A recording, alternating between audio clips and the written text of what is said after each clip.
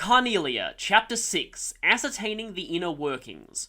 My orbment, emptied bag, and package wrapped in old magazine paper were laid out neatly on the table in front of me. The bracer sitting opposite me gazed alternately at my face and the items on the table as if trying to gauge my reaction to them. Constantly rubbing his chin between his fingers, it appeared to me as though he were making an effort to display his right hand, snugly fit within a leather gauntlet. I had been led to the second floor of the lodge by the two men, and then, after they had painstakingly checked the layout of the floor, I was taken to the farthest room from the stairs. It occurred to me that the reason for the use of the makeshift space was due to there being no guild branch nearby. The first man to sit in front of me was the lanky one. He told me his name, but I soon forgot which one was Clayton and which one was Pavel.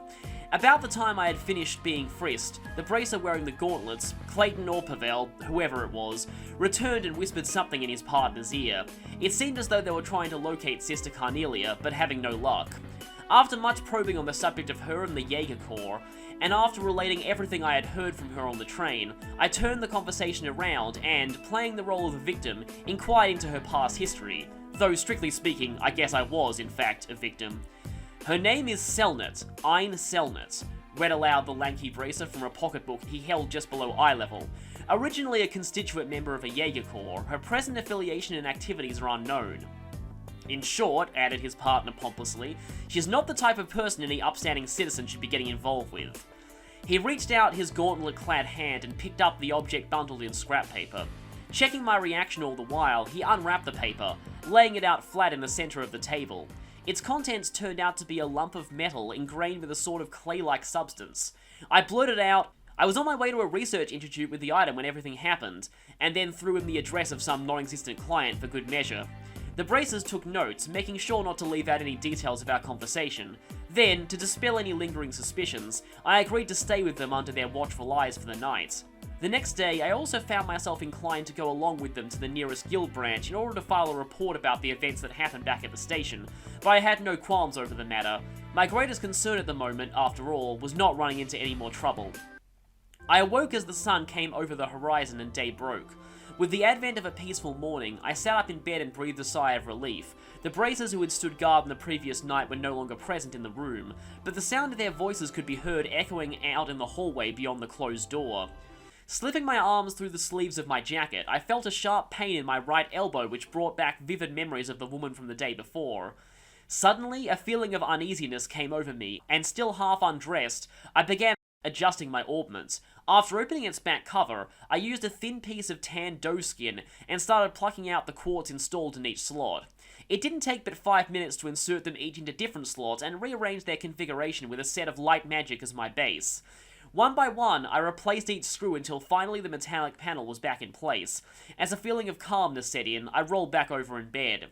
It was at that time that a tall woman appearing to be a maid opened the door carrying a basin of hot water for the sink, with which guests could shave and wash their faces.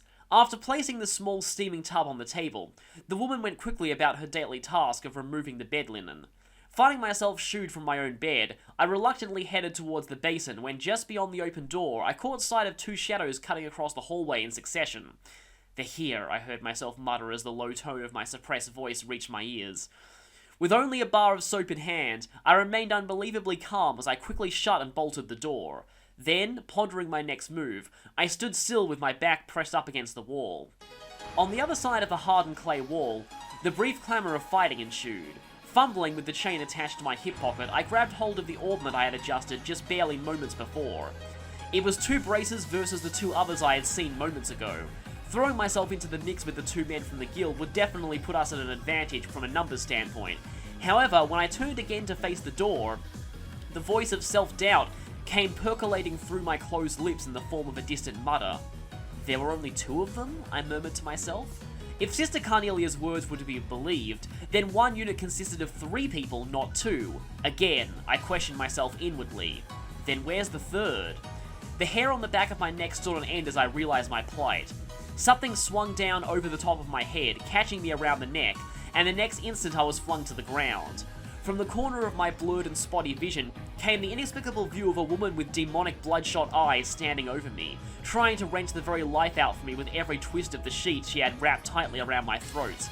Clutching my orbment in hand, I activated it and fired off a burst of magic while laying half asphyxiated on the wooden planks of the room floor.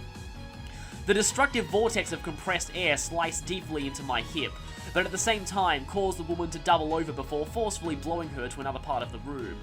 Shreds of whirling linen flecked and sprayed with fresh blood blasted out through a gaping hole in the wall where a closed window once stood, leaving nothing behind but shards of broken glass and a frame rent beyond all repair.